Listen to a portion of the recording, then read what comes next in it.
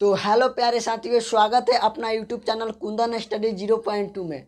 दोस्तों, आज के इस वीडियो में देखने वाले हैं कि कैसे 12th क्लास चैप्टर 1 का जो कि बातचीत है उसको हम कैसे एक वन शॉट के माध्यम में पढ़ते हैं। तो मेरे भाई, पूरे चैप्टर के बात है ना कि पूरे चैप्टर को बस इतना ही में आपको ख़त्म करेंगे और आपको एक एक ऑब्जेक्टिव भी इसमें से नहीं छूटने वाले हैं।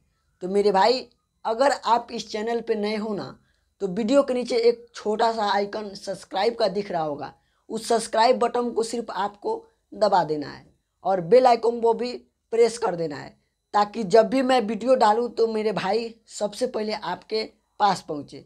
आइए ना, नहीं बोलते हैं, बिहारी भाषा में समझेंगे मेरे भाई, ठीक है। देखिए मेरे भाई, 12th क्लास हिंदी जो कि चैप्टर 1 का बात करते हैं, जिसका नाम बातचीत है। आप लोग को पता होगा ना कि बातचीत जो कि चैप्टर नंबर 1 है, जिसका राइटर की बात करेंगे ना तो बालकृष्ण भट्ट जो है वह उसका राइटर है।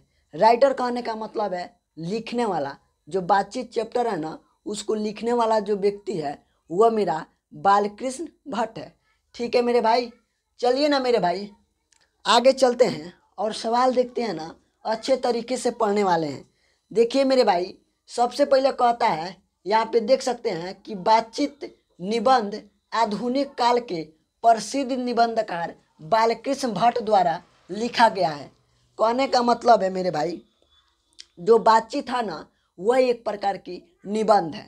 यहाँ पे देख सकते हैं ना कि बता रहा है ना कि बातचीत जो है यह एक प्रकार की निबंध है और यह आधुनिक काल के मतलब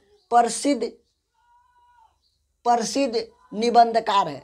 कहने का तात्पर्य यह है मेरे भाई, जो यह बातचीत है ना वह एक प्रकार की निबंध है और यह आधुनिक काल के रचना है, ठीक है।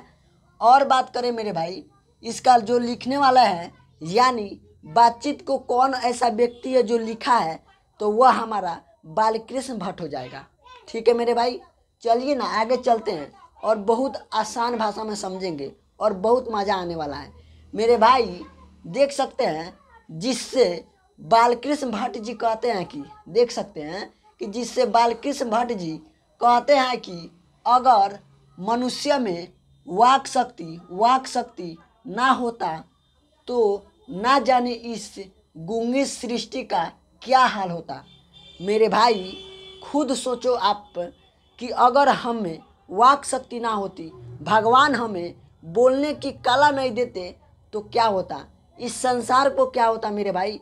खुद अपने आप सोचो कि अगर आप बोल नहीं सकते, अगर आप किसी के सामने नहीं बोल पाते तो आप क्या करते। यही बालकृष्ण भट्ट समझाने की कोशिश इस पूरे चैप्टर के बारे में करता है मेरे भाई, ठीक है। पूरे इस चैप्टर के बारे में बालकृष्ण भट्ट इसी बात को लेकर अच्छे तरीके से समझाने का कोशिश किया है। देखिएगा, आगे कहता है ना कि नज़र आते तो, देखिए मेरे भाई यहाँ पे कहता है कि सृष्टि का क्या होता तो सभी लोग लुंज पुंज सा नज़र आते। मेरे भाई, लुंज पुंज कहने का मतलब क्या होता है, सभी लोग ना है यह एक ठाइन बैठा हुआ नज़र आते। किसी किसी कोने पे आपको लोगों का बहुत सारे समूह मिलेगा और वहाँ पे लोग बैठकर अच्छे तरीके से लुंज पुंज होते हैं। लुंज पुंज कहने का मतलब हुआ, अगर कोई व्यक्ति नहीं बोल पाएगा मेरे भाई तो एक ठाइन वह बैठकर किसी से बात नहीं कर सकता है और वह जहाँ भी बैठेगा ना वहाँ अपने शांत सौभाग्य कर कर बैठेगा। इसी को यहाँ पे लुंज पुंज सा नज़र आते हैं। देखिए मेरे भाई, कहता है हम बोलकर अपने सुख दुख को एक दूसरे को बताते हैं। बिल्कुल मेरे भाई, जब हम बोलते हैं तभी तो हमारे अंदर के जो दुख होता है, जो सुख होता है, तभी तो हम किसी दूसरे को बता पाते हैं। तो बिल्कुल मेरे भाई यह बात सच है, ठीक है। तब देखिए बालकृष्ण भट्ट क्या समझाना पाते हैं, देखिए तो एक दूसरे को बता पाते हैं। उसके बाद कहते हैं बालकृष्ण भट्ट कि वाक शक्ति ना होने से यह सब हम नहीं कर पाते हैं। मेरे भाई, अगर आप में वाक शक्ति ना होती, अब मेरे भाई वाक शक्ति कहने का मतलब यहाँ पे यह अर्थ निकलता है कि वाक शक्ति का मतलब होता है कि बोलने की कला। अगर मान लो मेरे भाई आपको भगवान ने, ऐसा ना हो, लेकिन अगर मान लो मेरे भाई आपको भगवान बोलने की कला ना देते, आपको बोलने यानी आपको आवाज़ देने की जो कला है आपको भगवान ना देते, तो आपको कैसा लगता? आप किसी को अपने दिल के जो अंदर छिपे हुए बातें हैं उसको आप किस तरह बताते? बिल्कुल है मेरे भाई कि आप उसे नहीं बता पाते। वही बात को लेकर बालकृष्ण भट्ट बताते हैं कि अगर हम में वाक शक्ति ना होती ना, तो हम किसी से अपने दिल की बात, अपने सुख दुख कोई व्यक्ति को नहीं बता पाते। तो बिल्कुल मेरे भाई यह बात सच है, और बालकृष्ण भट्ट ने इसी बात पे बहुत अच्छा सा, बस इतना ही कहानी में मेरे भाई बातचीत चैप्टर ख़त्म है। बस आप इस वीडियो को शुरू से अंत तक देख लीजिए मेरे भाई, किसी भी बुक पढ़ने की ज़रूरत नहीं है। बस वही बात है जो बुक में लिखा गया है उसको शॉर्ट कर कर यहाँ पे बताया जा रहा है। ठीक है, देखिए मेरे भाई आगे अब कहता है ना, ठीक है, कहता है कि वे कहते हैं, कौन कहते हैं मेरे भाई? तो बालकृष्ण भट्ट जी कहते हैं कि बातचीत करने से चित्त हल्का और स्वच्छ हो जाता है। ये भाई चित्त कहने का मतलब क्या होता है मेरे भाई? चित्त यहाँ पे क्या है? तो हमने तो चीता जानते हैं, जो कि चीता एक जानवर है, लेकिन मेरे भाई यहाँ पे चित्त कहने का मतलब क्या है कि चित्त क्या कहा जाता है? तो मेरे भाई चित्त कहने का मतलब है कि मन। चित्त कहने का मतलब है मेरे भाई मन कहते हैं। ठीक है, चित्त कहने का मतलब है मेरे भाई मन। अगर हम किसी बात को किसी दूसरे से शेयर कर देते हैं ना, तो हमारा मन यानी हमारा जो चित्त है, चित्त का मतलब होता है मेरे भाई मन। जो हमारा मन है ना वह हल्का और स्वच्छ हो जाता है। तो मेरे भाई अगर आपके दिल में कोई बात छुपा होता है ना, तो अगर हम किसी व्यक्ति को कह देते हैं ना, तो मेरा अंदर जो दिल में छुपा हुआ बात है ना वह दूसरे से शेयर हो जाता है, जिसके कारण क्या होता है मेरे भाई? ठीक है, जिसके कारण क्या होता है, वह जो हमारा मन है ना वह स्वच्छ हो जाता है। उन बातों को दूसरे के पास शेयर करने से हमारा जो मन होता है ना वह हमारा स्वच्छ हो जाता है। ठीक है, चलिए ना आगे चलती हैं। और मवाद जो हृदय में जमा रहता है वह बातचीत के जरिए वह भाप बनकर उड़ जाता है।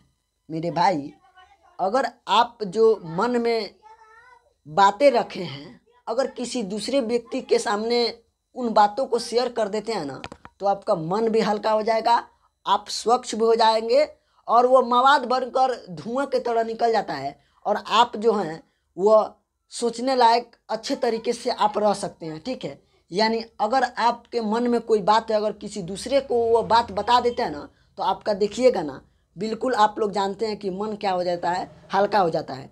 और जब तक हम वो बात किसी दूसरे को नहीं बताते हैं ना, तब तक हम लोग का बुझाता है कोई मार रहा है, हुड़बुड़ी धरता है।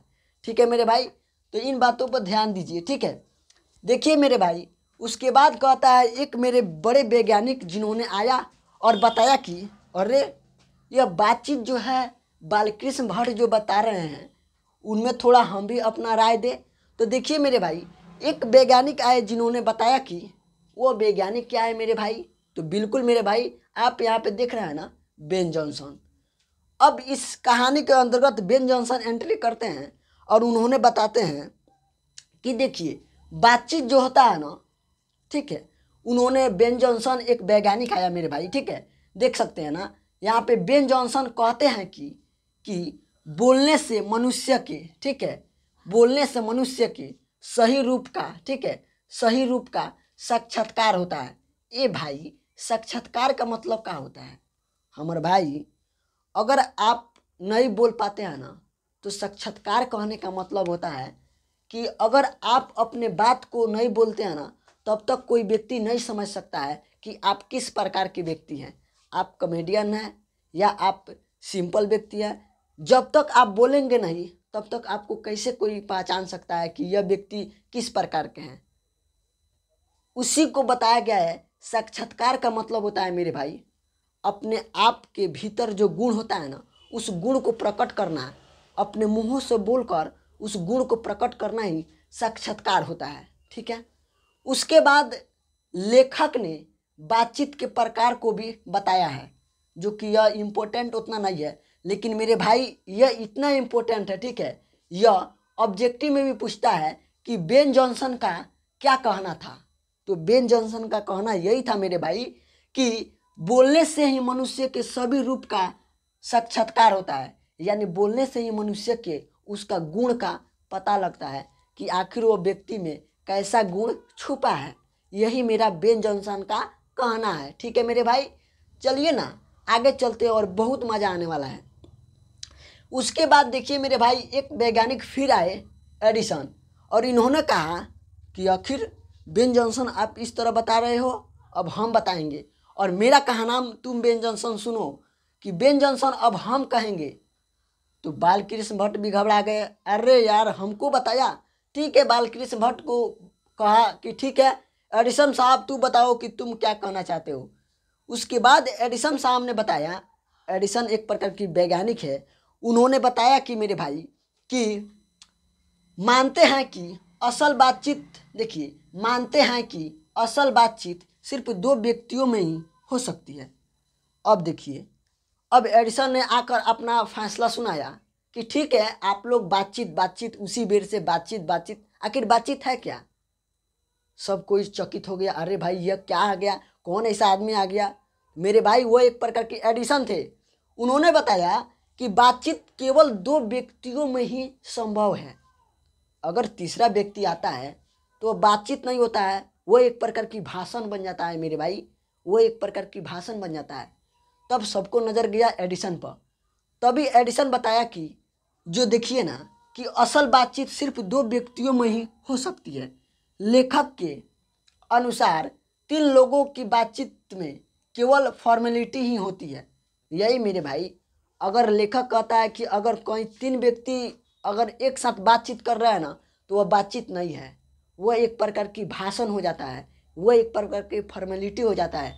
लेकिन जहाँ दो व्यक्ति एक साथ बातचीत करते हैं ना, वहाँ पे क्या होता है मेरे भाई, वहाँ पे अगर दो व्यक्ति बातचीत कर रहे हैं, इसका मतलब है कि अगर दो व्यक्ति आपस में कुछ बातें कर रहे हैं, वहाँ पे बातचीत हो रहा है।